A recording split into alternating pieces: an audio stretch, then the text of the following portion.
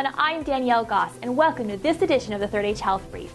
The medical community is celebrating today as scientists from Johns Hopkins Children's Center at the University of Mississippi have announced a case in which a Mississippi-born baby with HIV has seemingly been cured of the disease. According to researchers, the child, who is now 2, has been off HIV medications for a year and does not show any sign of infection. If the baby remains healthy and in remission, this would be the second ever report of an HIV cure. Using a much more aggressive treatment than usual, Dr. Hannah Gray, a pediatric specialist at the University of Mississippi, started a baby on a 3-drug infusion within 30 hours of birth. This fast therapy apparently eradicated the HIV from the child's blood before it could form reservoirs of dormant cells in the body. So, will this breakthrough treatment become the gold standard for HIV-positive children? Doctors do not agree, and here's why. Most states perform HIV testing on all pregnant women in the first and third trimesters. If the mother comes in labor with a test, a rapid test will be performed. The majority of HIV transmission from mother to baby happens at the time of delivery.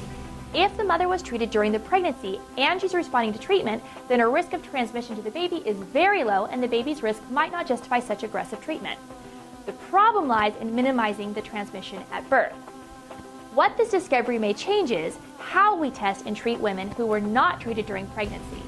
Normally, the current recommendation is to do testing by DNA PCR, which tests for the virus in the cells, and then putting the baby on one medication and adding the second medication for 3 doses.